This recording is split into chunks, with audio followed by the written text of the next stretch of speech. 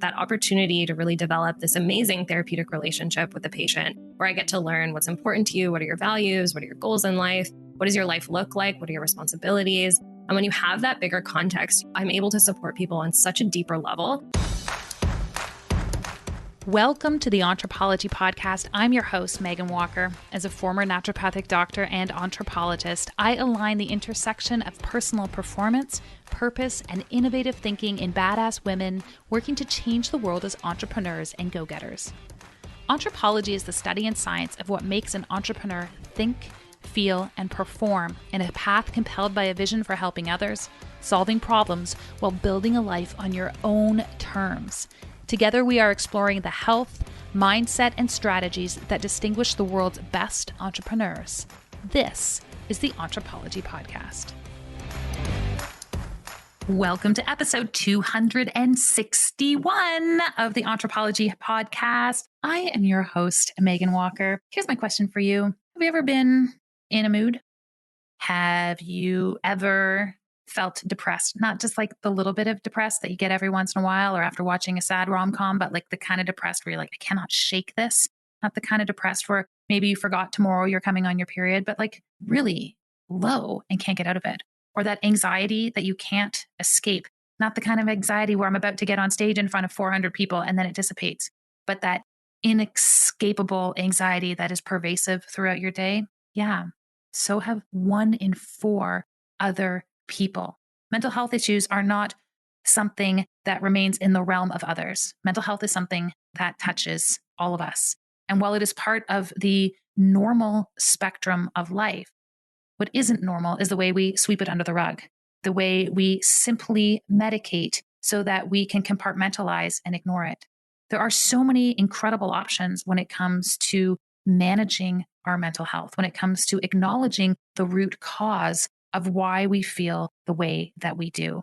And my guest today has made it her life's work to help us not only understand the root cause of our mood and of our mental health challenges, but also what we can do about it.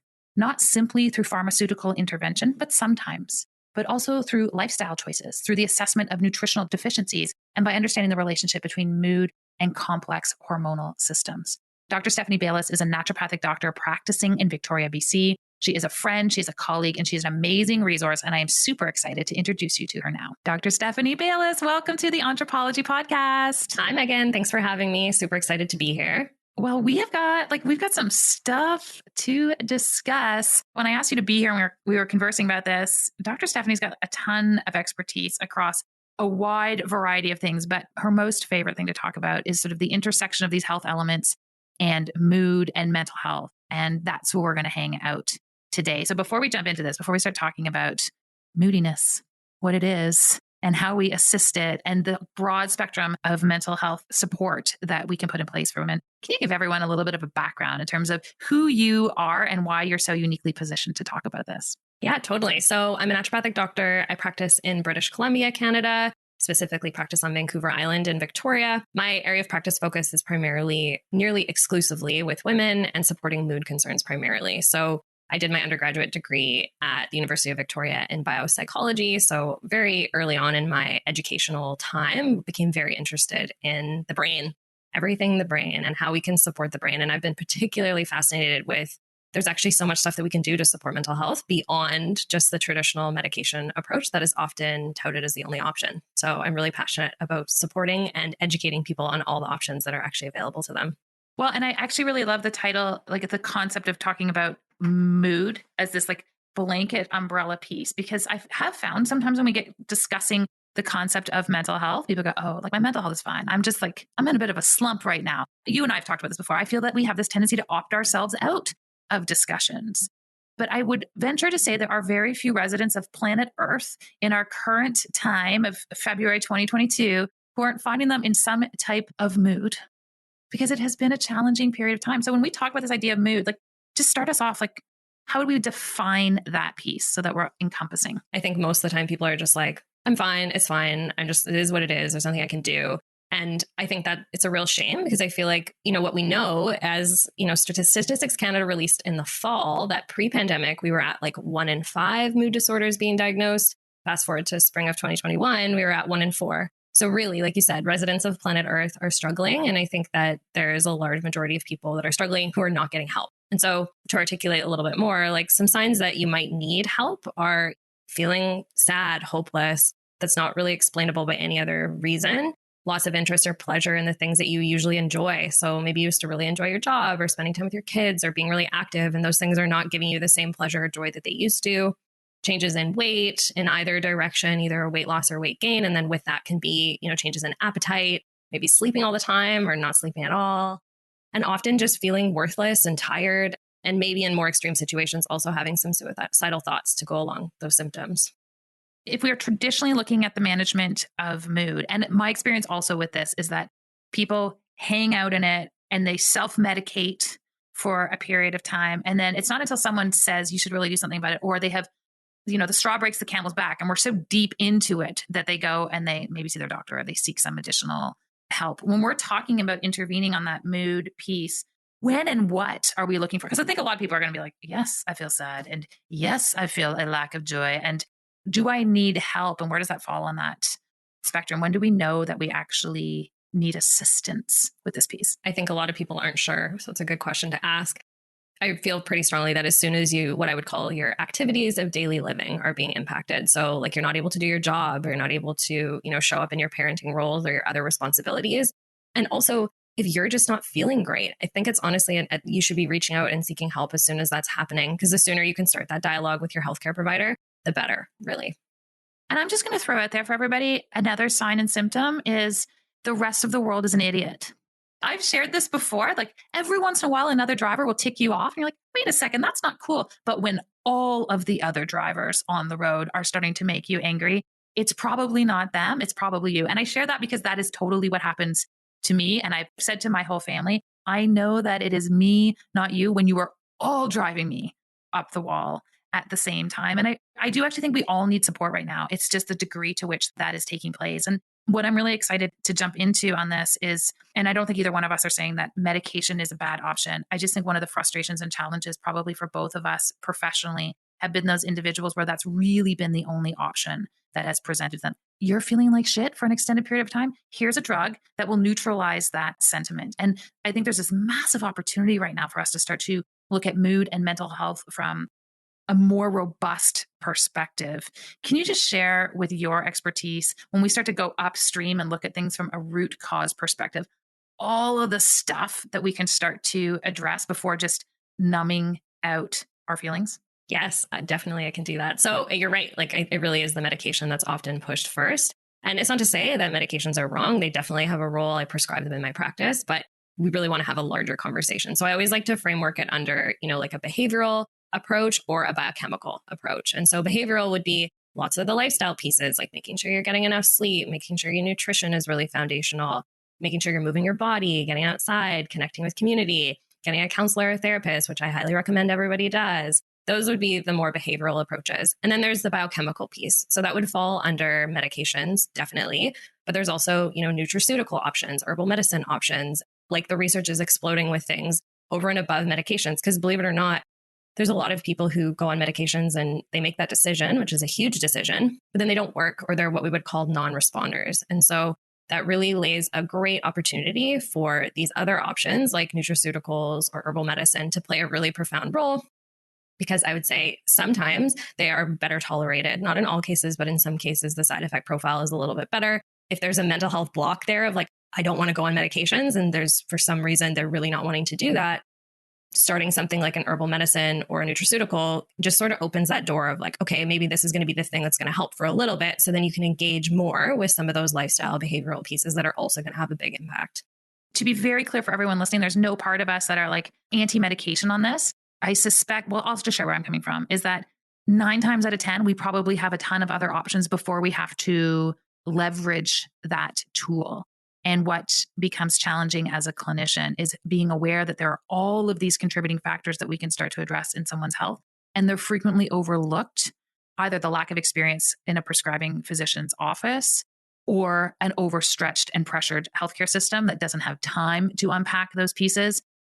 For anyone who has made that choice, had that choice offered to them, know people who are on that. And listen, probably a third of our middle-aged population is like sitting or leveraging or has a prescription for some type of antidepressant right now. So we're not talking about a small percentage of the population. The opportunity in this conversation is to know that you actually have more control over your mental health destiny than simply having a medication or being victim to your genetics or inherent neurochemistry. Just like any other manifestation in our body, we can make different choices when we know better, do better, and have things shift and change in a direction that works better for all of us. I really wanted to be clear on the spirit of that conversation. So also we don't have to answer every conversation with, it's okay if you're on medication, but. So now that we've established this baseline of awesome tool and we have others, I'd love to get a sense from your experience, Stephanie, around the role that the birth control pill in particular can play in terms of influencing mood, because I feel like this is often, while we're talking about medication, an elephant in the room when it comes to mood and when it comes to anxiety in women. And I just want to shed some light on that. Yeah, that's a great question. And also to reiterate, I agree with what you said. Medications are very important. And I always tell people we want to have a bridge, right? So whatever it's going to be, the medication can be super important. And oftentimes you just need to do something. So there's absolutely no shame or judgment for me on that. And I support all of those decisions. Now, the birth control pill is definitely a controversial topic. The research is pretty clear. There is a slight increased risk in depression prevalence in women who are taking a birth control pill. And I would say clinically, I see that happen definitely. All that being said, I would say the large majority of people who are on a birth control pill tolerate it fairly well. There are people, though, where there is the increase in mood symptoms. And it's something that needs to be explored because it's often something that's overlooked. And so that's why having a healthcare provider where you can kind of go deeper on the conversation of like, okay, well, when did the mood symptoms start? Like what was going on around that time? Oh, okay, you started the birth control pill then, and those sorts of things. And also, let me be clear, the birth control pill 1,000% plays a very important role for contraception. So I'm not shaming the birth control pill at all. 100%. We're not having a conversation about birth control. I just think sometimes we are given these things and then it's constantly dismissed. So when I was on the birth control pill, like literally decades ago, it was the only time in my life where I was like, I don't know who I am. Like, I am not an inherently anxious person. My mood is pretty stable. I had no clue who this human was who was like thinking and residing inside my body. And I had to really come to that conclusion and that discovery myself, because anytime I would bring it up with my prescribing physician, they're like, well, there's just no evidence to support that. So there's got to be another explanation. And over the course of my career, I encountered this over and over and over again. There was a dismissal of that association. And so I think it's just important people know. For sure. And I would also say it's a real shame that it's not brought up more. And it's so unfortunate that for women, there is such limited options because, if you have a mood disorder and then you're going to be looking at going on some kind of hormonal contraception and there is that increased risk, it sucks, right? Because you're weighing the well, I need contraception, but my mood might tank and I might feel like I'm crawling out of my skin. So it's a hard, tricky place to navigate, definitely. And when your mood tanks, you don't really need the contraception the same way, right? So there's just this downward spiral that can start to take place. We've noted there is an association with the birth control pill. Can we just speak generally about the relationship between hormones, hormonal fluctuation, and mood? Beyond this sort of standard colloquial, are you on your period? The most horrid thing that we could possibly ask women. Can we get much more clinical than that in terms of understanding the relationship between hormones and our mood? Foundationally, women are at least twice of a risk than men for depression. So right away, right there, we know there probably is a reason for that. And really these hormonal fluctuations that happen naturally across the course of a woman's life are playing into that to some extent. Some examples are things like PMS, which you kind of mentioned. 1 in 3 women will experience pretty intense PMS symptoms, specifically mood ones. Depression in menopause, it can be, some studies are showing it's up to 40% of women who transition through perimenopause to menopause experience depression. Same thing happens postpartum, after pregnancy, and then through adolescence, the hormonal changes that happen then too. So there definitely is a very clear hormonal connection that's happening. And it's not necessarily that estrogen is low or progesterone is low or vice versa. It's definitely just, we know now it's more of the sensitivity to those hormonal fluctuations that are likely triggering some of those mood symptoms that are coming up. And so it's good to know that there is actually options for supporting those transitions for people. And it doesn't necessarily just need to be put your head down and suffer through it. What are some of those treatment options? Good question. For PMS, there's great options. Obviously, without saying more, but medications are a solution for a lot of people on that front for sure. And then when we're thinking about naturopathic or nutraceutical options, one of the herbs that's been studied a lot is something called chaste tree, or Vitex is a really good option for PMS. Calcium supplementation, treating and correcting a vitamin D deficiency is going to be important in those circumstances. And then for perimenopause to menopause, similar things can be useful, like the ones I just mentioned. And also HRT or hormone replacement therapy does have a role in those times as well. You mentioned these nutritional deficiencies, and this is something that I find we tend to overlook because we have a robust diet in the developed world. So we're not walking through the door with frank deficiency, with rickets, with scurvy. Like these are not concerns that we see clinically. I did see one case of scurvy, but we generally don't see these in practice. But we do see functional deficiencies where you can still carry on and get out of bed and do your thing, but it's like an overpicked pantry. So you're trying to pull together a meal and you're like, I've got no ingredients here to work from. And so it's harder for the body. And so when you are assessing someone with respect to mood, what type of nutritional profiles are you looking at and what are you seeing? From a dietary perspective, often one of the bigger, I will say, red flags or nutritional areas where we're not seeing optimization happening is with protein. That's a big one. I see this very commonly in women. I honestly think a lot of the people walking through my door, if they knew beforehand just the really important role that protein plays, a lot of symptoms can be improved with just optimizing that in your diet and making sure you're getting an adequate amount of protein, breakfast, lunch, and dinner, not just with dinner. And protein doesn't necessarily mean just meat. There also is vegetarian protein options too, like beans, lentils, legumes. And then iron deficiency is huge. That's another big one that will impact mood kind of across the lifespan. It's not just if you're having a heavy period in your 20s, it's something that can happen all across a woman's life. So you really want to make sure that's getting assessed. And then, of course, I can't not say vitamin D is going to be another big one that you want to make sure is getting looked at and assessed because we live in a super dark place during the winter. And just being in Canada, we're not getting the amazing sun exposure that we want to be getting all year round. Can we just talk a little bit and unpack this notion of a vegetarian diet? I'm going to just push you to the brink of No, it's great. Of all of these pieces. But when we do look at the literature, there is evidence to support that there's an increased risk of anxiety and depression in vegan and vegetarian women. Is that your experience clinically? Yes. Okay, let's unpack that. Yes. Talk to us. This isn't even a question. I'm just opening the floor. Talk to us about vegan and vegetarian diets and mood. Yeah, I would say that is something I see commonly. I'm sure you saw that in practice as well. And again, nothing against vegan and vegetarian diets. They can be done correctly and properly. It's just there's got to be a lot of thought and intention and care put in to make sure you're getting all the nutrients and hitting your targets of what you need to be getting in a day. And it's a lot of work to make sure that you're doing that. And so I see oftentimes people, especially, not understanding the environmental impacts of our like standard American diet. But I see a lot of people be like, okay, I'm going to transition towards eating more plant-based. And chances are your body is going to be able to compensate for some period of time. Maybe it's 3 months, maybe it's a year. There's a period of time where you're not necessarily feeling those deficiencies starting to creep in, primarily protein, maybe fatty acids being another one, iron being another one. Your body's going to compensate. And then at some point and if again, you're not doing it properly and like a grilled cheese and like fries and like a cheeseburger is chips is your standard vegan or vegetarian diet, that is obviously not going to be very nutritionally sound. Your body's not going to be able to continue to compensate. And then they land in my chair and they're like, okay, I feel, fatigued, drained, mentally flat. And then we go through the nutritional recall of like, what are you eating? The protein is a huge missing piece. And I always love to ask the question, where are you getting your protein? And they're just like, sometimes like, oh, like, I don't know, avocados or like my vegetables. And I'm like, well, not quite. And so that often can be like a real game changer for people if they start to increase the protein in their diet, even if it's just vegetarian sources of protein. But of course, you have to enjoy beans, lentils, legumes, tempeh, tofu. And oftentimes eating a standard American diet, we're not accustomed to enjoying those foods and those being a part of our regular routine of what a nutritional plan would look like. So, and they obviously can create more digestive upset in some situations. So it's not always an easy fix for people. My experience is that it's super hard to navigate a vegan or vegetarian diet.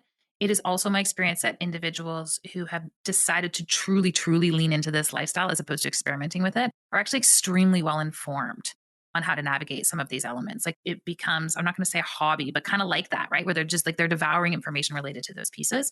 Notwithstanding, one of the things I did see in my practice is there's individuals who genetically, when we start to pull apart those genes, they are just not genetically predisposed to being able to manage a vegan or vegetarian diet as well as someone else. And I think we've made these diets social as opposed to making these diets based on our own individualized biochemistry or genetics. And, speaking to this idea of individualized medicine, what is some of the frameworks that you bring to the table as a clinician to individualize one's treatment of mood and mental health? What is a spectrum of testing that you look at? And then what's your approach to working with them?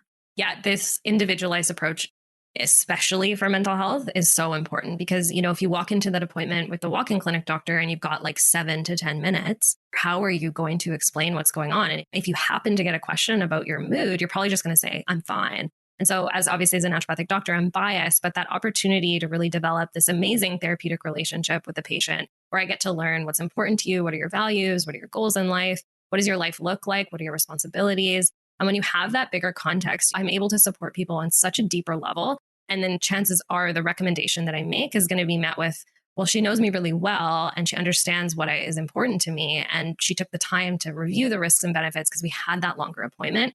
Compliance is going to be better. And actually, there's research to suggest the treatment will probably work better because if the patient thinks it's going to work, that also plays into it. There's such a strong placebo effect in treating mental health.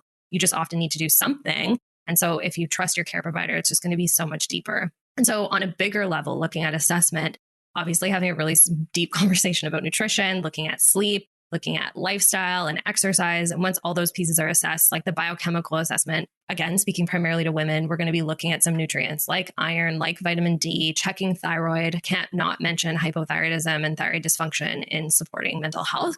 There's a huge prevalence of depression amongst women who have hypothyroidism. And then obviously looking at things like blood sugar and insulin levels, those are going to play a big role in treating mood as well, making sure your blood sugar is balanced. Looking at cholesterol levels is actually important. There's some research showing that like low levels of good cholesterol are actually associated with higher incidence of depression. And then looking at inflammation markers like the C-reactive protein, there's some interesting data coming out showing that one theory of mood disorders is actually an inflammatory origin in our brain. That there's just an increased level of inflammation and that is potentially contributing to symptoms. So assessing inflammation on a whole is really important. I would say that's the like broad strokes assessment for mental health as a starting point anyway. Is depression a symptom? Yeah, it totally can be. Yeah, because as soon as we shift from it is the end point to it's a sign of, it totally changes the landscape of what is available and open to us in terms of that treatment. I couldn't agree more. And I think that is something that's often missed out is like, that is the end point. And it's like, well, no, like if you look at the greater picture of what's going on in an individual's life, it's like, well, who wouldn't be feeling these symptoms, right? Or who wouldn't be feeling this way because they're not set up to thrive. Can we get slightly more granular beyond just, and I don't mean just isn't just, but like beyond depression and anxiety? Because anxiety is associated with different nutrient profiles. It's associated with different hormonal profiles. I don't think that there's any of us who have escaped, in the very least, momentary levels of anxiety over the course of the last 2 years. And that's probably normal given the state of the world. And then there's this pervasive state of anxiety. Can you speak to a little bit how it is different biochemically and clinically than depression? It presents completely differently, right? And I usually am asking all of my patients who are presenting on either end of the spectrum, where are you on the depression scale? Where are you on the anxiety scale? And doing a really thorough assessment from both ends. Anxiety is going to present way more as like repetitive thinking, really ruminating or overthinking on things. When I say you feel anxious in your body, I'm sure a lot of people know what that means, right? It's just this like agitation, chest tightness. Maybe your shoulders are up to your ears. You're not sleeping probably. You feel really like terrible sense of being wired all the time and an inability to relax. That's quite different than depression oftentimes, but they often co-occur. And what can happen is as depression is improving, symptoms of anxiety will manifest or vice versa. And so they're definitely both sides of the same coin. When you're working with anyone to look at anxiety or depression or anything else on a spectrum of mood, what does your clinical approach look like? What is that experience? What sorts of things are you actually starting to shift and change in their life beyond medication? So again, if we're at the conversation point of okay, you're not able to, at this point, engage in some of those lifestyle choices and behaviors that need to happen. What are we going to do to get you there? So then I will engage the conversation of do you feel like a medication is something you want to do? We sort of pivot from there. And so when we're looking at, herbal medicine, some of the things that are really coming out as shining stars when we're looking at botanical and herbal medicine are things like St. John's wort really does seem to have a role. Curcumin, also known as turmeric, has a role. And then saffron, way more research is coming out on saffron in the last few years, and which people are going to be like, that's a culinary herb. But it's really funny because it actually does have a place. And then from a nutrient standpoint, supplementing with even things like probiotics can be beneficial. There's research showing that certain interactions of our gut microbiome are potentially worsening depression or anxiety. Omega-3 fatty acids have a role. Folic acid or methylfolate, vitamin B9. And then one of the, I would say, better nutraceuticals is something called SAMe or S-adenosylmethionine. And that's something that's been shown time and time again to be quite effective for mild to moderate depression. And then once, you know, we kind of decide on an intervention, it's just about checking in a frequent manner and seeing, is it working? Are you improving? What's changing? And then just recircling back on like, okay, where can we improve the nutritional level? Where can we improve sleep? Where can we get you moving? And like, how are you creating meaning and joy in your life? All of those things come together into what I would call like a whole body approach to treating mental health. What are some of the biggest lifestyle movers when it comes to addressing mood? Like you have to do this thing or we're going to be stuck here forever. Like, what are those things? Let's not be gentle on this. Like, let's just call it like it is. What do we actually have to make sure that you are doing in your life to be able to move forward in this mood piece? The first thing that comes to mind is alcohol. Reducing alcohol consumption across the board is likely something that really needs to happen, although that can be a coping mechanism. So a good assessment and big conversation about that. But we know alcohol does nothing but hurt mental health. So that really needs to be something to pivot away from. Getting outside every single day, like especially through the pandemic, I think I was seeing so much more where it was like, when was the last time you left the house? And it's like, oh, geez, like it's been like a while. If you don't have a pet, you know, and you don't have to walk your dog, you're maybe not going outside. So like sometimes my recommendation would be so simple, like get outside, go and sit on a bench if you don't even feel like you can walk. Like just do that for 10 minutes. And then it's like, wow, I like feel more alive. Sleeping, getting 8 hours of sleep. There's been lots of guests on Meghan's podcast talking about the importance of sleep. We could talk about that forever, but you need 8 hours, 7 to 8 hours. It's very important. I can't say that enough. What about exercise? So that falls into the like getting outside thing. So if I say like, we always are talking about like, what can you do? Right. So is it like, obviously it's so important. I mean, Health Canada recommends like 150 minutes of moderate to intense physical activity per week. And I would say like the majority of people are not getting that. And so we always want to start small. Like, what do you feel like you can do? How can we get you moving, gain confidence? And then once that's becoming more routine, we want to build on that and like get you sweating, get you lifting heavy things. All of those pieces are going to be so important for mental health. We know that that's actually one of the most effective interventions for supporting mood. But the problem is people can't do it. So that's where some other sort of intervention is going to be the bridge to allow you to get to being able to exercise regularly again. When you say people can't do it, what do you mean? It's just too hard. Like when you're really in that depressed, overwhelmed state of mind, getting like a laundry list of recommendations, one of which is like go for a run 3 times a week for 30 minutes. It's like, well, I can't do that. Like you got to start small, right? So I think for some people, especially when they're in a really low state or their lifestyle is just so overwhelming and busy, it's hard to carve out the time. So it's about trying to meet those goals wherever we can at the beginning, at least. No, I totally appreciate that. It's a challenging piece for everyone. And it's in part why I was like, but we also have to call some of these components out, because there are some really compelling elements that enable us to start to shape and gain control over our mental health. And often we have a block where like, I would love to exercise, but so what else? How can I have optimal health, but not have to do these 3 or 4 key things? I saw this in my practice a lot. I'd have people come in and I was working with high performing people in their jobs and work. And we talked about exercise. I'm like, I've got a gym membership, and they'd move on, be ready for the next question. I'd say, but how do you go to the gym? They're like, I do. And I got really smart. Eventually, I was like, do you go to the gym beyond sitting in the steam room at Equinox? And they were like, there's just this silent look of shame on their face. They're like, are you a member there too? I'm like, no, but you guys all do it. You have like business lunches in the steam room at Equinox. And so you're willing to get sweaty and you're willing to do these things. I do think, there's absolutely a trajectory that we need to build towards, but we still need to make sure that those check boxes are getting checked off. And the steam room at Equinox does not count. I know you probably can't be in a steam room right now.